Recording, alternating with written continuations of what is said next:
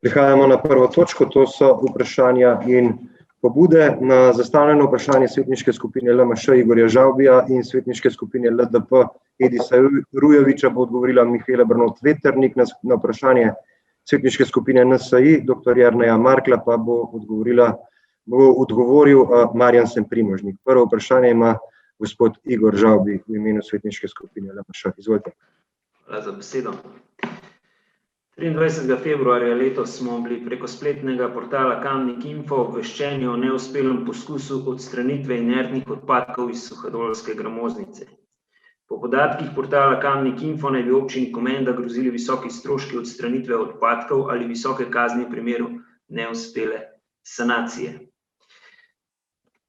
Zakaj občina Komenda in pa smeti v občini Komenda? Naj spomnim, na 10. sejo občinskega sveta, ki je bila 12. februarja lani, je župan želel mimo vseh poslovniških pravil umestiti razširitev dnevnega reda s točko potrditve investicijske dokumentacije za gradnjo zbirnega centra za odpadke v suhadolski gramoznici, kjer ta zbirni center gradimo skupaj z občino Komenda, 71% mi, 29% občina Komenda. Zakaj je župan želel tako hiteti, ve samo on. Kasneje, vemo, v letu 2020 smo imeli še 2 novelaciji ta istega investicijskega programa. Na našo pobudo nam je uspelo, da smo omenjeno gradivo obravnavali teden dni kasneje na izredni seji. Da je bil čas za preučitev gradiva dobrodošel, je potrdila tudi razprava, ki je trajala preko 1 ure. Odprla so se številna vprašanja. Nikogar, razen mene, pa niso zanimali inertni odpadki v neposredni bližini zbirnega centra. Največjo skrb sem izrazil ravno glede prisotnih inertnih odpadkov.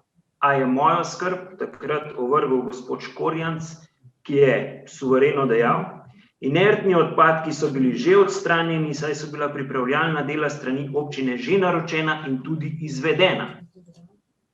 Zdaj, a so bili te odpadki odstranjeni ali so bili premaknjeni na sosednjo gradbeno parcelo, jaz o tem ne bom razpravljal. Ampak nekaj je očitno narobe, da so odpadki še vedno v neposredni bližini tudi našega zbirnega centra.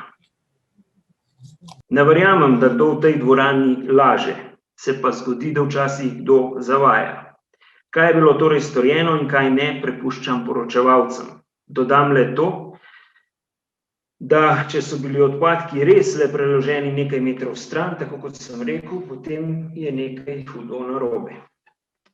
Glede na to, da ima v suhadolski gramoznici svoj lastniški delež tudi občina Kamnik in glede na poročanje portala Kamnik Info, imam glede tega več vprašanj. Prvič, ali lahko omenjeni odpadki vplivajo na potek gradnje zbirnega centra za odpadke? Drugič, ali lahko sanacijo območja bremeni tudi občino Kamnik, ki ima na omenjenem območju solastniški delež? In tretjič, kaj se bo zgodilo z zbirnim centrom za odpadke in zaključkom investicije, če občina Komenda ne bo sposobna zagotoviti plačila investicije v primeru, da se zgodi najbolj črn scenarij, ki ga omenja avtor prispevka na portalu Kamnik Info. Hvala lepa. Hvala. Za odgovor bi prosil gospo Mihaelo Brnot Vetrnik. Izvolite, Mihaela. Hvala lepa. Zemljišče, na katerem se gradi zbirni center za ravnanje z odpadki, se nahaja v tako imenovani suhadolski jami, vendar pa ne sega na območje opuščenega odlagališča inertnih odpadkov.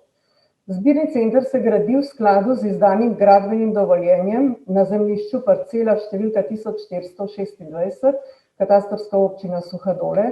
Problematika odstranitve inertnih odpadkov, vezana na sosednja zemljišča, pa na samo gradnjo zbirnega centra v ničemer ne vpliva.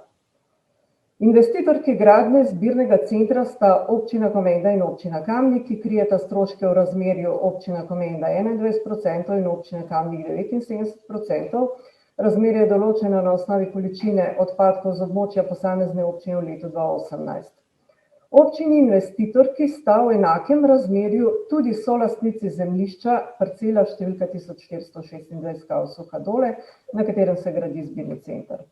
Na nobenem drugem zemljišču na območju tako imenovane Suhadolske jame občina Kamnik nima lastniškega oziroma solastniškega deleža in zato tudi nima nikakršnih finančnih obveznosti v zvezi s sanacijo opuščenega odlagališča inertnih odpadkov. Gradnja zbirnega centra, ki bo zaključena v mesecu aprilu, se izvaja v skladu z gradbeno pogodbo, ki so jo 24. septembra 2020 sklenili izvajalec del SGP Graditelj d.d. in investitorki, naročnici občina Komenda in občina Kamnik. V pogodbi je določena obveznost plačila stroškov posamezne občine. Izvajalec del na osnovi vsakokratne začasne gradbene situacije, potrjene strani nadzora in obeh investitork, izda ločena računa, in sicer občini Komenda v višini 21% in občini Kamnik v višini 79% stroškov izvedenih del. Do sedaj je že plačanega več kot polovica pogodbenega zneska. Zadnji račun bo na osnovi končne situacije predvidoma izdan v mesecu maju. V primeru, da posamezna pogodbena stranka ne bo ravnala v skladu z določili sklenjene gradbene pogodbe, se bo morala nasprotna stranka poslužiti določb o reševanju sporov.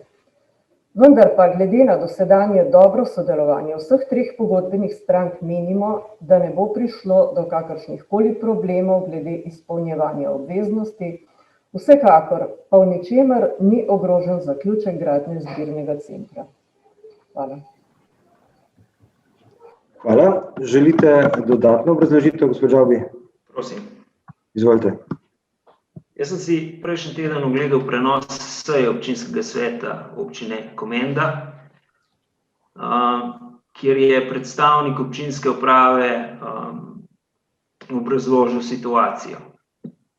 Kljub slabemu zvoku sem nekako uspel razbrati, kaj je želel povedati, ampak skrbi me nekaj drugega. Zdaj, po Komendi se govori, da so to kamniški odpadki, kar je tudi res, saj jama je takrat čisto legalno delovala, preden se je Komenda odcepila od Kamnika in v to jamo smo vzeli tudi kamniške odpadke. Po Komendi se celo govori, da bo občina Komenda zahtevala tudi od občine Kamnik, da bo krila del stroškov sanacije. Koliko je ta zadeva lahko realna, se lahko zgodi, da bo tudi občina Kamnik morala sodelovati pri sanaciji te težave. Hvala. Prosim za odgovor, gospa Mihela. Ja, gledajte, zdaj je tako, na tisto, kar se govori, ne moramo dati kakšnih strokovnih odgovorov. Strani občinske uprave ali pa predstavnikov občinske uprave smo tudi že slišali argumente, ki govorijo v prid občini Komenda, pa niso bili medijsko tako izpostavljeni. Ampak to so stvari, ki se govorijo in razumete, da tega ne moramo komentirati. Zdaj, kakšen bo razplet, zdajle verjetno ne vemo, samo upamo, da se bodo zadeve razpletle malo drugače, kot so bile zdaj predstavljene, glede na to, da ima občina Komenda tudi določena dovoljenja na tem območju. Hvala. Zdajle pač na to, dejstvo pa je, da je bilo to določen čas skupno odlagališče, ampak to je že kar dolgo časa traja, odkar občina Kamnik pač tam ni več solastnica. Hvala, gospa Mihela. Zdaj pa besedo ima gospod Edis Rujovič v imenu svetniške skupine Lista Dušana Papeža. Izvoli, Edis. Hvala, župan, za besedo. Zdaj smo ravno pri okolju, je moja ustna svetniška pobuda in obenem tudi vprašanje namenjeno tej tematiki. Skrb za okolje je naloga in odgovornost vseh nas, še toliko bolj v okoljih, ki so z naravnimi danostmi bogata, kot je to naša občina. Zavedanje ljudi o pravilnem ravnanju z odpadki se je v zadnjih 10 letih močno popravilo. Seveda še nismo tam, kjer si želimo biti, a pozitiven trend nas vsekakor lahko navdaja z optimizmom. Prepričan sem, da bi našo skrb do okolja povečali tudi z možnostjo pravilnega zbiranja in odlaganja odpadnega jedilnega olja. Zavedati se namreč moramo, da je odpadno jedilno olje živilo, ki s tem, ko konča v naravi, predstavlja zelo visoko organsko onesnaženje, ki ga morajo mikroorganizmi razgrajevati več let. V vmesnem času pa predstavlja škodljiv odpadek.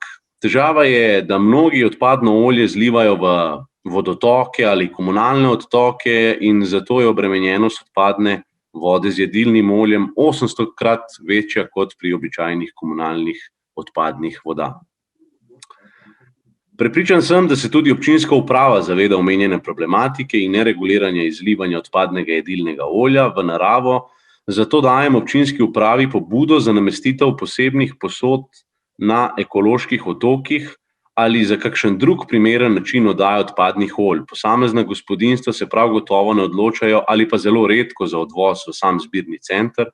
Torej lahko sklepamo, da večina odpadnega jedilnega olja konča v okolju oziroma odtokih, kar pa močno obremenjuje našo naravo. Težave z odpadnim jedilnim oljem pa ima prav gotovo tudi centralna čistilna naprava Domžale Kamnik in bi prosil, če lahko v okviru moje pobude pridobite tudi njihove podatke oziroma mnenje o tej problematiki. Hvala. Hvala. Odgovor je ravno tako pripravila gospa Mihaela Bernot-Vetrnik. Izvolite. Hvala. Občinska uprava in koncesionar Publikus d.o.o. načrtujeta v letošnjem letu nekaj sprememb oziroma izboljšav na področju izvajanja gospodarske javne službe zbiranja komunalnih odpadkov, in sicer zbiranje odpadnega jedilnega olja na ekoloških otokih in zbiranje papirja po sistemu od vrat do vrat. Za uvedbo zbiranja odpadnega jedilnega olja smo se s Publikusom dogovorili že v lanskem letu, ko je pripravljal prijavo na razpis v okviru strategije lokalnega razvoja las na območju občin Dol pri Ljubljani, Kamnik, Litija, Lukovica, Moravče in Šmartno pri Litiji. Projekt je bil odobren z nepovratnimi sredstvi Evropskega kmetijskega sklada za razvoj podeželja, bo v letošnjem letu urejenih 10 zbirnih mest na podeželju, poleg teh pa vsaj še 10 zbirnih mest v mestnem delu občine. Posode za zbiranje odpadnega jedilnega olja bodo nameščene na obstoječih ekoloških otokih.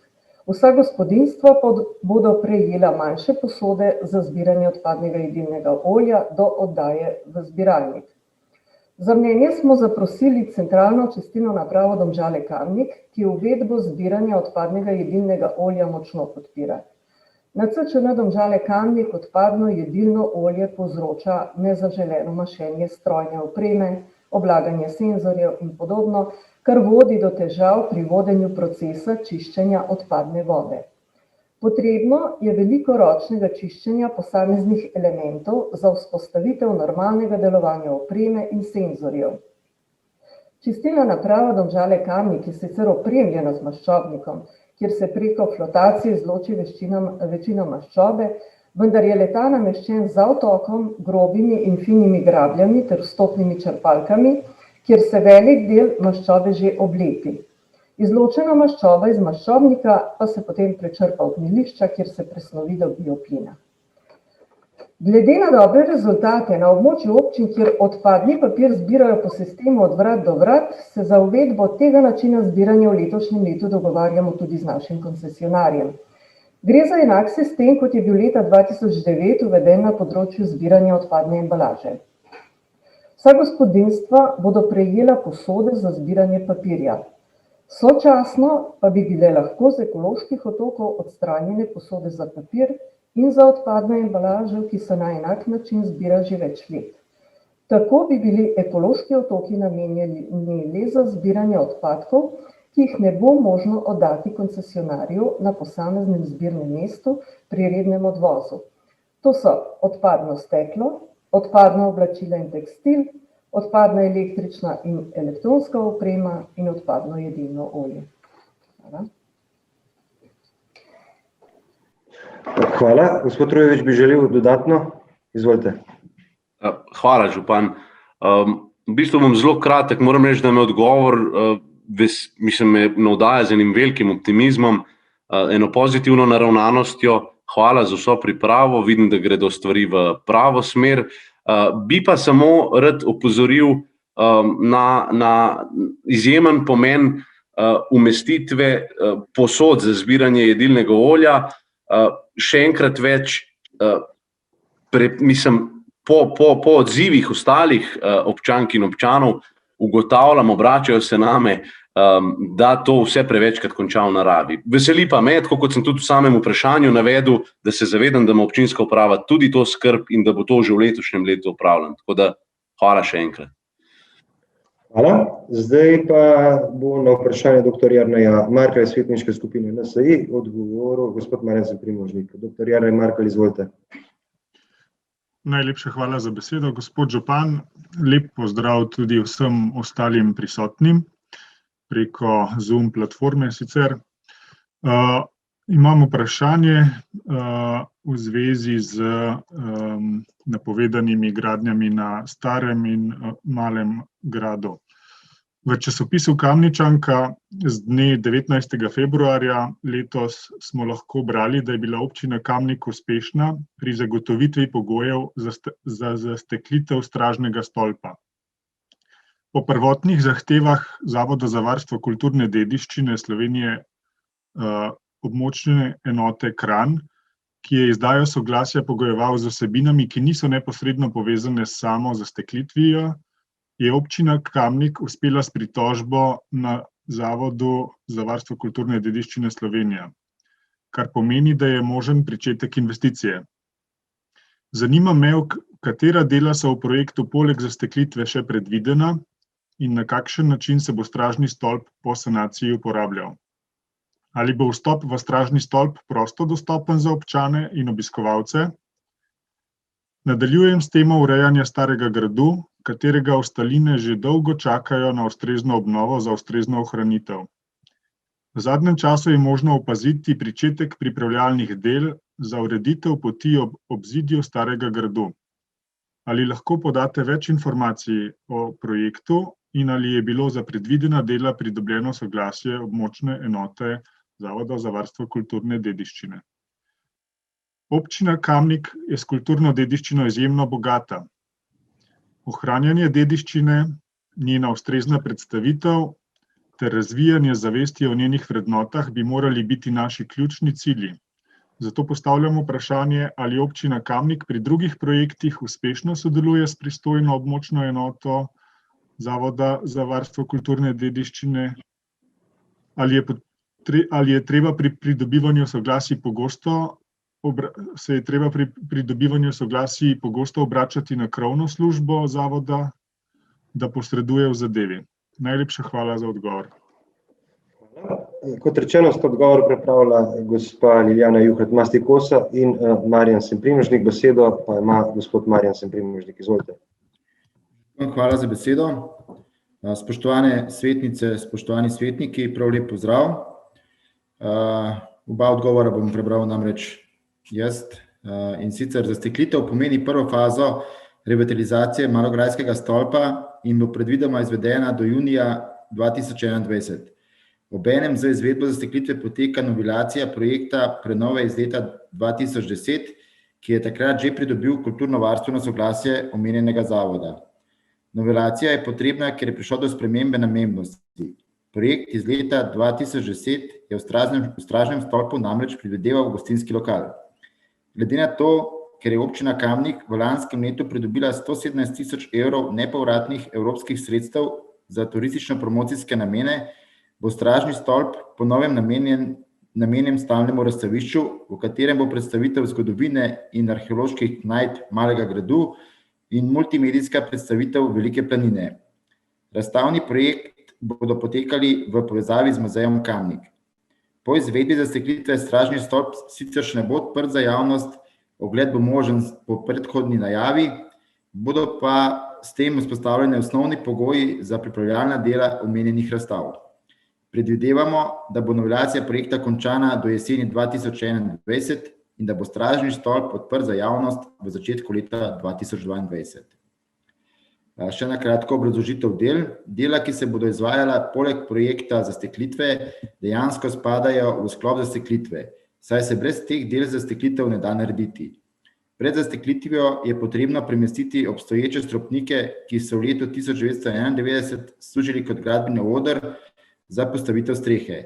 Stropnike, ki so danes nameščeni na obodu stolpa, je potrebno prelocirati za približno 90 cm nižje in jih namestiti na obstoječi zidni zob. Na stropnike se bodo pritrdile obdelane smrekove deske debeline 2,5 cm. Pas med stražnim stolpom in streho se bo zastekljiv. Predvideva se izdelava in montaža aluminijastih profilov z dvoslojnim prozornim steklom. Vsa okna so predvidena na drsnih vodilih. Pred zasteklitvijo oziroma pred izvedbo zasteklitve se bo izvedel tudi venec iz kamnitih oziroma betonskih blokov, preseka približno 20x20 cm na zunanji in pa na notranji strani tega zobu. Obstoječi vogalni betonski slopi bodo oblečeni v leseno oblogo. Deske bodo vijačene na leseno podkonstrukcijo. V srednjem delu med betonskimi slopi bodo postavljeni 3 leseni vmesniki, panoji enakih širin, kot je prekritje betonskega vogala, skladno s projektnimi rešitvami Zavoda za varovanje kulturne dediščine Slovenije. Vsaka taka fasada na vsaki strani bo imela 3 take vmesnike, skupaj bo torej 12 vmesnikov. Še obrazložitev glede Starega gradu. Občina Kamnik se za sanacijo zidov obrambnega hodnika med 1. in 3. vhodom Stari grad prijavila na razpis Ministrstva za kulturo za sofinanciranje in izvedbe konzervatorsko-restauratorskih posegov na omenjenem objektu. Namen obnove je odstranitev vzrokov za propadanje in povrnitev strukture ustreznosti sestavin spomenika.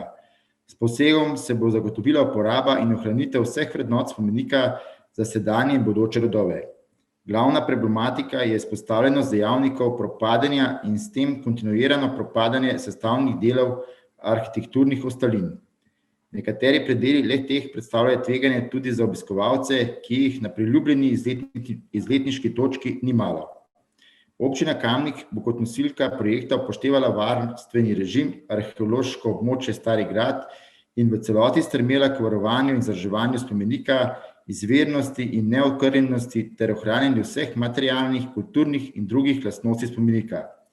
Že za prijavo na javni razpis s strani Ministrstva za kulturo, javni razpis za izbor kulturnih projektov na področju nepremičnine kulturne dediščine, ki jih bo v letih 2021-2022 sofinancirala Republika Slovenije iz dela proračuna, namenjenega za kulturo, in za izbor kulturnih projektov iz programa sanacije najbolj ogroženih in najpomembnejših kulturnih spomenikov, smo pridobili strani Zavoda za varovanje kulturne dediščine upravne enote, organizacijske enote Kranj, kulturno-varstvene pogoje in pa soglasje.